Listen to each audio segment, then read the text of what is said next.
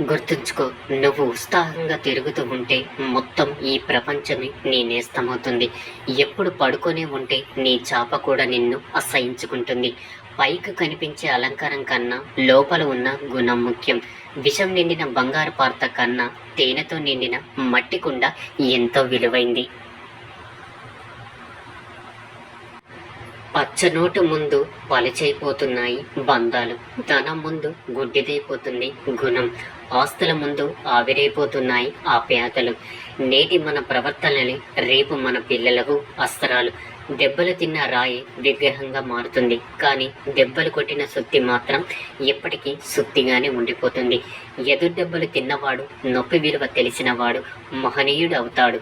ఇతరులను ఇబ్బంది పెట్టేవాడు ఎప్పటికీ ఉన్న దగ్గరే ఉండిపోతాడు.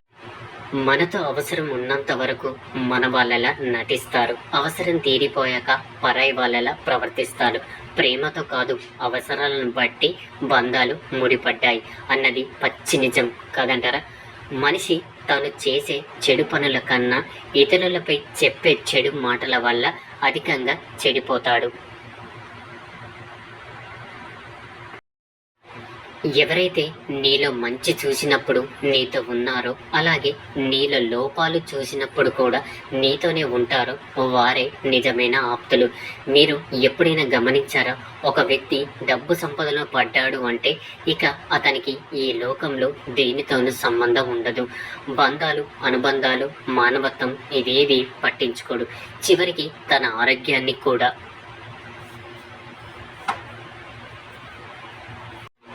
సింహాన్ని ఎవరు ఆహ్వానించి అడవికి రాజును చెయ్యరు.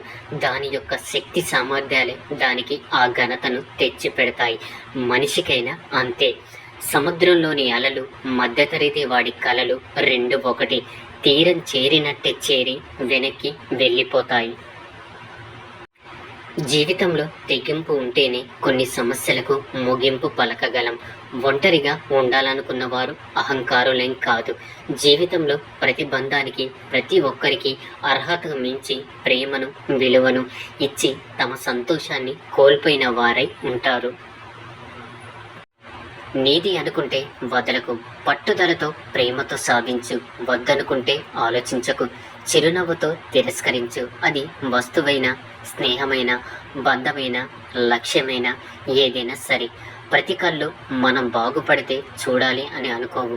కొందరి కళ్ళు మన పతనాన్ని, నాశనాన్ని కూడా కోరుకుంటాయి. జాగ్రత్తగా ఉండండి. ప్రతిదీ నాకు నచ్చినట్టే జరగాలి, నేను చెప్పిందే వినాలి అని అనుకోవడం మూర్ఖత్వం. ఎదుటివారి మనసును, మాటను అర్థం చేసుకుంటేనే ఎదుటివారి మనసులో నువ్వు స్థానాన్ని పొందగలవు. ఎప్పుడైనా గమనించారా? నచ్చితే పెద్ద తప్పు కూడా చిన్నదే అయిపోతుంది. అదే నచ్చకపోతే చిన్న తప్పు కూడా పెద్దగానే కనిపిస్తుంది కాదంటారా? భవిష్యత్తు బాగుండాలంటే కొన్ని కఠినమైన నిర్ణయాలు తీసుకోక తప్పదు. జీవితంలో తెలుసుకోవలసిన ముఖ్యమైన విషయం ఏమిటంటే, నీకు సమయం వచ్చేంత వరకు ఇతరులు కలిగించే నొప్పిని భరించాల్సి ఉంటుంది. ఈరోజు పలుకుబడి ఉందని తప్పులు చెయ్యకు, మాటలతో బాధ పెట్టకు, మనుషులను గాయపరచకు. బాగా గుర్తుపెట్టుకో, కర్మ సిద్ధాంతం అనేది ఒకటి ఉంది. అది మనం ఇచ్చిన దాన్ని తిరిగి మనకి ఇవ్వకుండా అస్సలు వెళ్ళదు. ఎదిరించేవాడు లేకపోతే బెదిరించేవాడిదే రాజ్యమవుతుంది. వ్యక్తులతో సమస్యలు ఉంటే ధైర్యంగా నిలబడి పోరాడండి. మీ అస్తిత్వాన్ని నిలబెట్టుకోండి. అర్థమైందనుకుంటా. నమ్మకం అనేది మనిషి మీద ఉండాలి, కానీ ఎదుటివారు చెప్పే చెప్పుడు మాటల మీద కాదు. గుర్తుంచుకోండి. నీ చుట్టూ 100 మంది ఉన్నా నీ ప్రత్యేకత నీకే ఉంటుంది. ఆ ప్రత్యేకత ఒకరు పొగిడారని పెరగదు, అలాగే ఒకరు తిట్టారని తగ్గదు. చింతించకండి. కాలం పరిచయం చేసిన మనుషులు అబద్ధం కావచ్చు, వారి చేత నేర్చుకున్న గుణపాఠాలు మాత్రం ఖచ్చితంగా నిజాలే. నువ్వు నమ్మినా నమ్మకున్నా నీ చుట్టూ ఉన్న ప్రతి మనిషి జీవితంలో నువ్వు ఎప్పటికీ ఒక అవసరానికి మాత్రమే. ఆశకు అంతమనేది ఉండదు, డబ్బుకు పద్ధతి అనేది ఉండదు. ఈ రెండిటి వెనకాల పరిగెత్తే వాడికి మనశ్శాంతి అనేది ఉండదు. అర్థమైందనుకుంటా. బంధం కలవాలి అంటే రుణం ఉండాలి, అలాగే బంధం కలుపుకోవాలంటే గుణం ఉండాలి.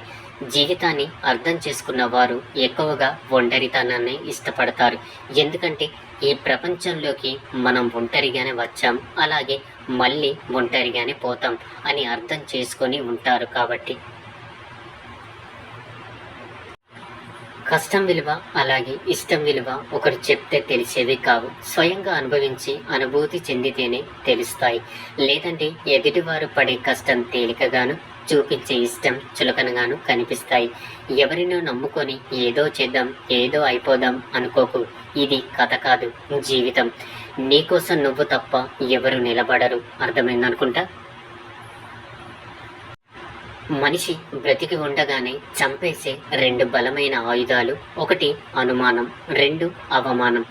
ఒక తెలివైన వ్యక్తి స్త్రీకి రెండు విషయాలను అస్సలు చెప్పడు: అతని నిజమైన భావాలు, అలాగే అతని సమతుల్యత. ఏది శాశ్వతం కాదు. ఈ లోకంలో గడుపుతున్న ఈ క్షణం మాత్రమే మనది. నిన్న అనేది తీరిపోయిన రుణం, ఇక రేపు అనేది భగవంతుడిచ్చే వరం.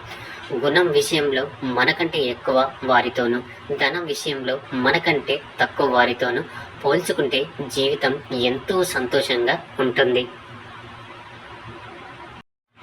నవ్వితే చూడవలసింది దంతాలను కాదు, దారహాసాన్ని. ఏడిస్తే చూడవలసింది కన్నీటిని కాదు, కారణాలను. అర్థమైందనుకుంటా. బంగారాన్ని బంగారం అని నిరూపించుకోవడానికి దానికి ఎన్నో పరీక్షలు ఎదుర్కోవాల్సి వస్తుంది. కానీ బొగ్గుని బొగ్గు అని చెప్పడానికి ఏ పరీక్ష అవసరం లేదు. మొదటి విజయం తర్వాత ఆ గెలుపు తాలూకా ఆనందాన్ని ప్రదర్శించవద్దు. ఎందుకంటే నీ రెండో ప్రయత్నంలో కనుక నువ్వు ఓడిపోతే నీ మొదటి గెలుపుకు కారణం అదృష్టమే అని చెప్పడానికి చాలామంది ఎదురు చూస్తూ ఉంటారు. ఏ విషయంలోనూ ఎవరి మీద ఆధారపడకు. ఒక్కసారి అడిగితే సాయం, అదే సాయం పదే పదే అడిగితే చేతగానితనం. వీలైనంత వరకు ఎవరి సాయం లేకుండా బ్రతకడం నేర్చుకో. అప్పుడే నీ మీద నీకు నమ్మకం, నీ మీద ఇతరులకు గౌరవం పెరుగుతుంది.